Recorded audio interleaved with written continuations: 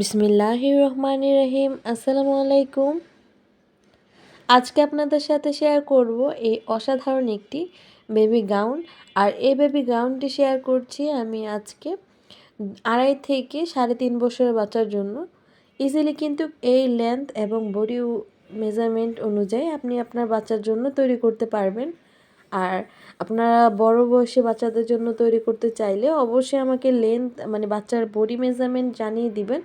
তাহলে আমি আপনাদেরকে ইজিলি কতটুকু কাপড় লাগবে সেটা জানিয়ে দিব। কাপড়টাকে এখানে খুলে নিচ্ছি। মার্কেট থেকে আনার পর যেহেতু কাপড়টা ভাঁজ করা থাকে, তো এটা আমার বডি মেজারমেন্ট অনুযায়ী এখানে প্রথমে কাপড়টাকে 4 পার্ট করে নিচ্ছি। 4টা পার্ট করে নেওয়ার পর এখানে আমি আমার বডি মেজারমেন্টের লেন্থটা নিব। আর এখানে বডি মেজারমেন্টের যে লেন্থটা সেটা নিচ্ছি আমি এখানে 10 ইঞ্চি।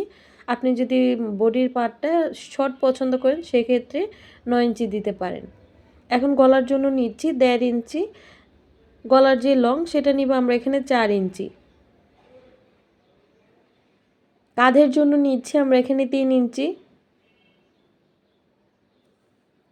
বডির জন্য নিচ্ছি 6, প্যাটের দিকেও নিচ্ছি আমরা 6 ইঞ্চি এবং 1 ইঞ্চি নিব আমরা এক্সট্রা। আর আর্মহোল নিয়েছি আমরা 5 ইঞ্চি। নিচ থেকেও আমরা 1 ইঞ্চি উপরের দিকে উঠিয়ে দিচ্ছি। সেই ক্ষেত্রে আমাদের জামার সাইডের অংশ থেকে কোনা বের হয়ে যাবে না, মানে ঝুলে থাকবে না। এখন আমি সামনের গলাটা গোল গলা কাটিং করে নিয়েছি। আর্মহোলের অংশটাও আমরা কাটিং করে নিয়েছি।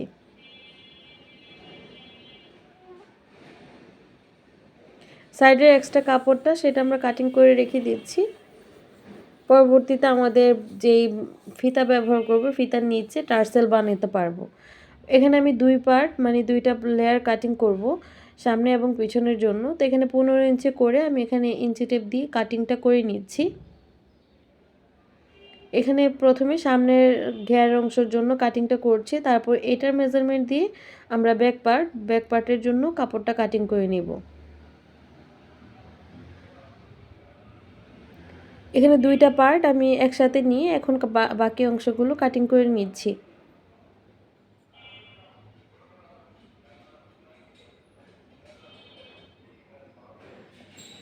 এখন আমাদের এভাবে কিন্তু বডি পার্টটার সাথে কুচি দিয়ে অ্যাডজাস্ট করে নিব। যেহেতু এখানে 4টা ভাঁজ করে রেখেছি সেই ক্ষেত্রে এখানে কুচি কম দেখাচ্ছে, কিন্তু এটা কিন্তু কুচি একদম মেজারমেন্ট একদম ঠিক আছে। এখন আমাদের বডি মেজারমেন্টের জন্য নিচ্ছি এখানে মানে বডির যে ডিজাইনটা করব সেই জন্য নিচ্ছি এখানে 4 ইঞ্চি করে এখানে 2টা পার্ট আমরা কাটিং করে নিব। আমি যে বাচ্চার জন্য তৈরি করছি, যেহেতু 2.5 থেকে 3.5 বছরের বাচ্চার জন্য, তো সেই ক্ষেত্রে এখানে আমার কিন্তু 2 গজ পরিমাণ কাপড়ই ইনাফ হয়ে গিয়েছে। আপনি চাইলে কিন্তু আরও বড় বেশি বয়সী বাচ্চাদের জন্য তৈরি করতে চাইলে 2.5 গজ বা 3 গজ নিলেও এনাফ হয়ে যাবে। এখানে আমার প্রায় 2 গজ থেকে একটু কমই লেগেছে, বেশি লাগেনি। তো এখানে কিন্তু আমি কাপড়টা কাটিং করে নিয়েছি। আপনারা অবশ্যই ইঞ্চি টেপগুলো হিসাব করে নিলে এখানে বুঝে যাবেন আমি কতটুকু নিয়েছি। আর এক কালার কাপড় আমি খুবই অল্প পরিমাণে নিব, শুধু হাতার জন্য আর বেল্টের জন্য। এখন সাইড থেকে যে বডির বেঁচে যাওয়া অংশ কাপড়টা, সেখান থেকে আমরা এখন পট্টিটা কাটিং করে নিয়েছি গলার জন্য। গলার পট্টিটা যেহেতু গোল ছিল, তো সেই কারণে আমি গলার চারো সাইডগুলো পট্টির সেলাই করে নিয়েছি। তো জামার কাঁধের অংশগুলোকে আমরা জয়েনিং করে তারপর গলার পট্টিটা আমরা সেলাই করে নিব। ভাঁজ দিকগুলো ভিতরের দিকে রেখে আমরা উল্টো পাশগুলো বাইরের দিকে রেখে কিন্তু এখন কাঁধের অংশগুলোকে জয়েনিং করে দিচ্ছি।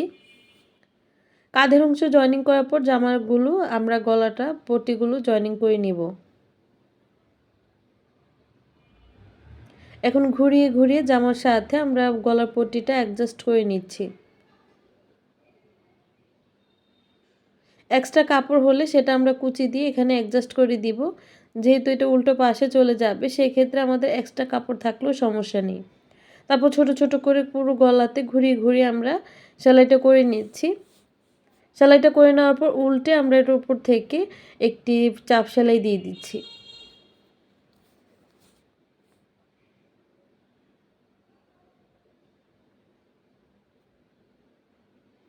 এটার উল্টো দিকে ঘুরিয়ে আবার একটি ফিনিশিং সেলাই দিয়ে দিব।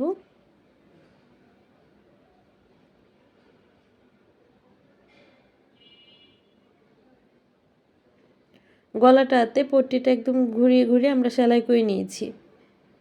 সেলাই করার পর এখন আমাদের কাজ হচ্ছে বডি পার্টে আগে ডিজাইনটা করে নিব। তো জামার যেহেতু 2টা পার্ট আমরা কাটিং করেছি গলার জন্য, তো সেই কারণে আমরা মাঝখান থেকে জোড়াটা লাগিয়ে এখন চিকন করে সেলাই করে নিচ্ছি। চিকন করে সেলাই করার পর এখন আমরা ছোট ছোট করে কুচি দিয়ে নিব। আর এই কুচির উপরে যে সেলাইটা দিচ্ছি সেখান থেকে কিন্তু আমরা ওইটার উপর দিয়ে কিন্তু গলার ডিজাইনটা করব, যখন সেটার উপর থেকে আবার সেলাই দিব। এখানে কিন্তু আমরা কাপড় কোনো এক্সট্রা ভিতরের দিকে রাখবো না। যে বাড়তি কাপড়টা আমরা যেহেতু 2 সাইড থেকে সেলাই করে নিয়েছি, তো সেই কারণে কিন্তু আমরা এটার উপর থেকে এভাবে সেলাই করে নিচ্ছি। এটা নির্দিষ্ট কোনো মেজারমেন্ট নেই, আমাদের গলার টপ পার্টের দিকে এসে এখানে কিন্তু আমরা কাটিং করে নিব, যেহেতু আড়াআড়িভাবে আরেকটি সাইডেরও আমাদের যে ঝুরা সেটা কিন্তু যাবে। এখন এই সাইডের কাঁধের অংশ থেকে আমরা বাকি যে ঝুরার অংশটা সেটা জয়েনিং করে নিব। এখানে আমি প্রিন্টেড কাপড় দিয়েছি, আপনারা চাইলে কিন্তু এখানে এক কালার কাপড়ও দিতে পারেন। এই যে এভাবে ঘুরিয়ে আমরা একদম শেষ পর্যন্ত চলে এসেছি। এখানে এসে ডাবল সেলাই দিয়ে আটকে বাকি অংশটা কেটে দিচ্ছি। তো আমাদের গলার ডিজাইনটা কিন্তু প্রায় কমপ্লিট, শুধু আমাদের ফিতাটা লাগিয়ে নিব। তো তার আগে নিচের যে ঘেরের অংশের জন্য সেগুলো সেলাই করে নিচ্ছি। 2 সাইড একসাথে জয়েনিং করে নিয়েছি। তারপর এখন দামানের অংশ, দামানের পোরশনটাও আমরা সেলাই করে নিব। মাঝের ঘেরের অংশটা আমরা এখন মেজারমেন্ট করে নিয়েছি। নিচ থেকে প্রায় 1 ইঞ্চির মতো ফোল্ড করে নিচ্ছি। তারপর আমরা পুরোটা নিচে দামানের পোরশন বা ঘেরের অংশ, জামার নিচের পোরশন সেটা সেলাই করার পর এখন আমরা কুচি দিয়ে দিচ্ছি একটি স্ক্রু ড্রাইভারের সাহায্যে।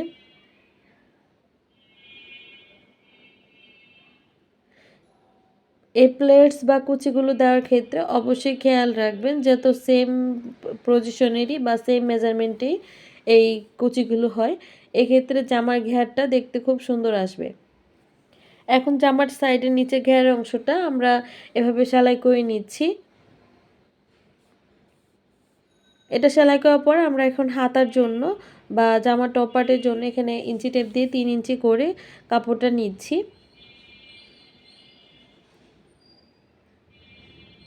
এটা মাজার জন্য নিয়েছি। আর এখন আমরা কাটিং করব হাতার জন্য।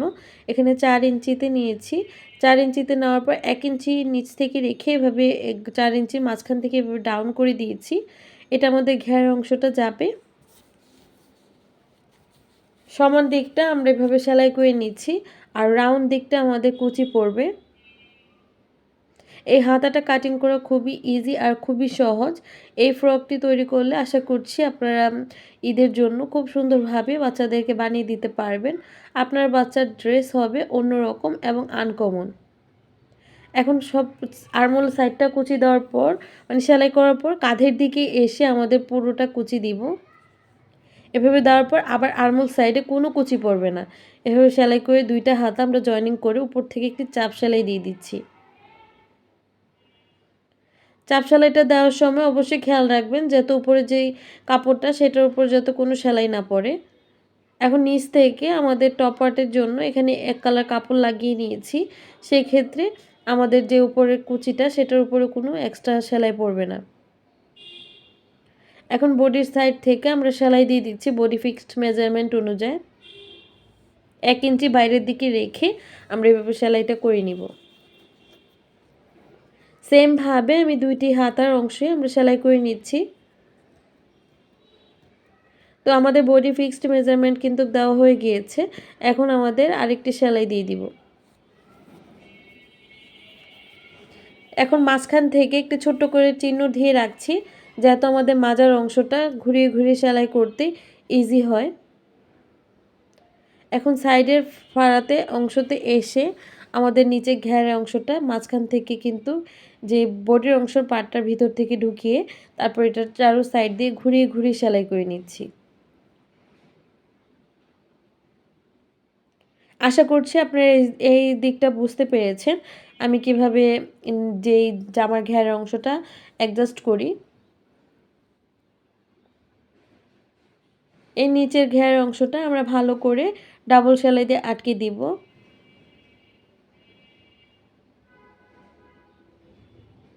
ঘুরিয়ে ঘুরিয়ে সেলাই করা হয়ে গিয়েছে। এখন আপনাদেরকে আমি জামার লুকটা দেখিয়ে দিব। আর জামার সাইডে একটি ফিতা তৈরি করব। এভাবেও দেখতে খারাপ লাগছে না, কিন্তু ফিতাটা দিলে আরও সুন্দর হবে।